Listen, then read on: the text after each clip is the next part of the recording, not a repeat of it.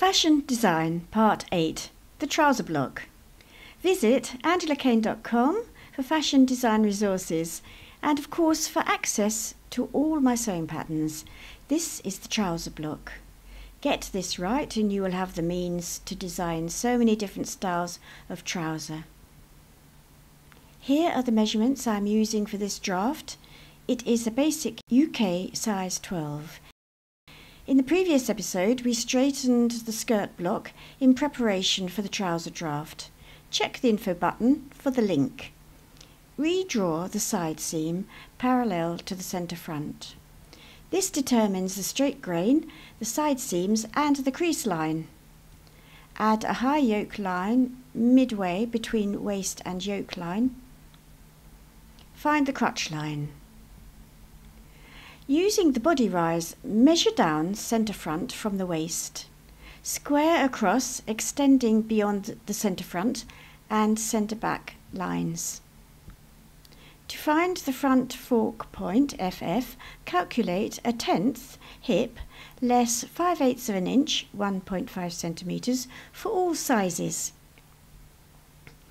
Centre front to FF can be reduced for tighter jeans, for example, if using stretch fabric. From the angle, measure along a line drawn at 45 degrees, 1 3/8 of an inch, 3.5 centimetres, for the curve guide. Draw the curved line from FF to CF, joining the centre front line just below the yoke line.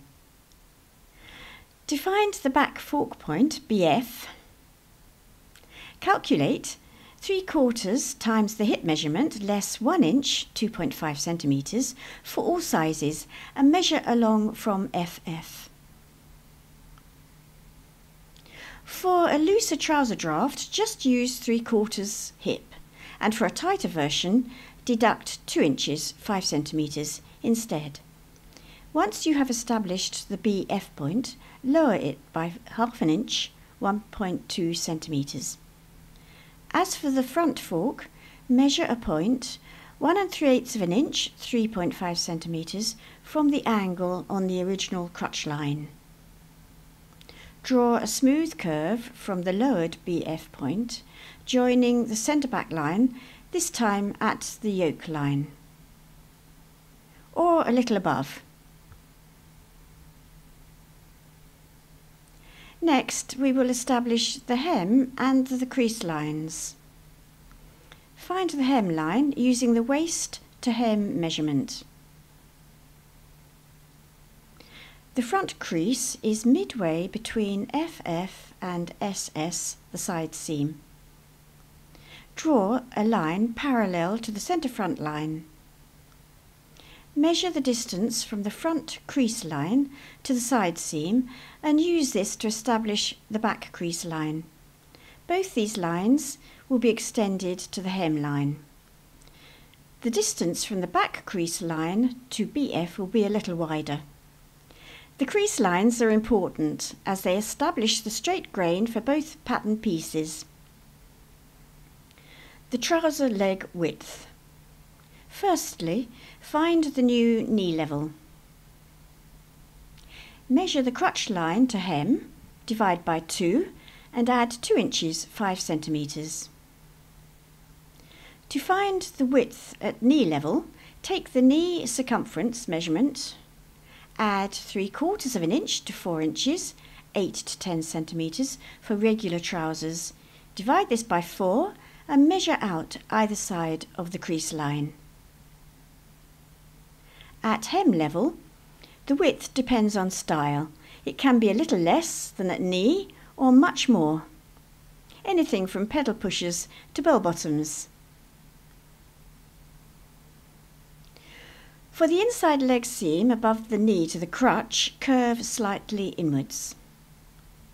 The back seam will be slightly more curved higher up, and because of the lower B point, will be a little shorter.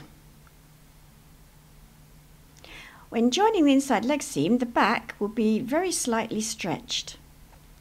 This will improve the fit and line of the trousers in the seat area. Waist reduction is about darts and where they are placed.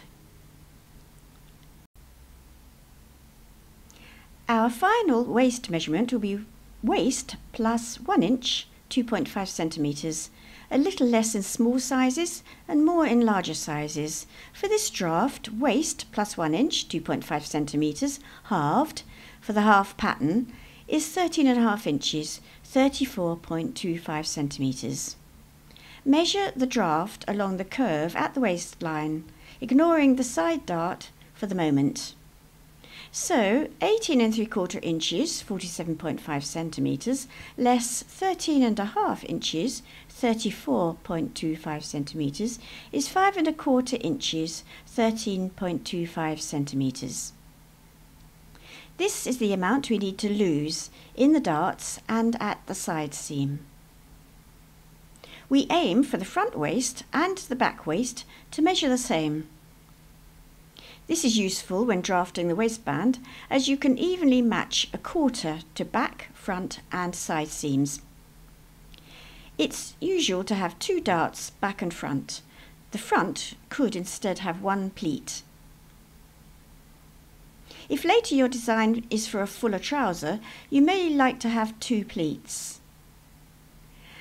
We will also take a little out at centre front and centre back. Divide the waist reduction by 13, then allocate 2/13 for each of the 2 back darts. 2/13 for each of the 2 front darts. This could be 1 or 2 pleats instead. 1/13 reduction at both CB and CF, blending into the back and front seams, and 3/13 at the side seam.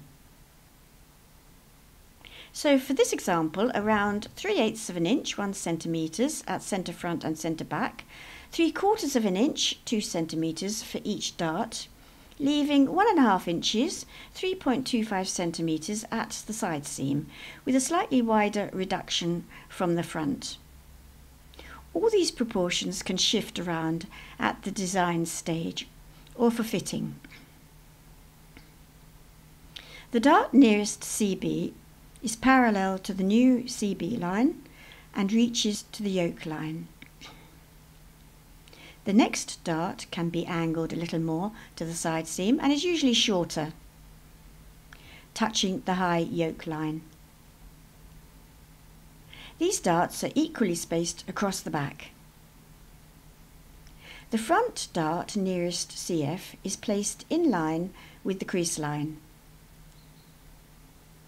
and the other front dart is placed roughly between that and the side seam. The front darts finish anywhere between the high yoke and the yoke line, and length depends very much on fit and style. Lastly, for this step, the waist at CF is usually dropped by 1/2 inch, 1 centimetres. Trace off onto a new sheet of pattern paper, correcting and smoothing curves. Trace to manila card. Make your notches for matching seams wherever you think it is appropriate. Construction lines are a good starting point. Transfer all useful construction lines and labels. Give your block a title, Basic Trouser Block. Add size and measurement information and the date.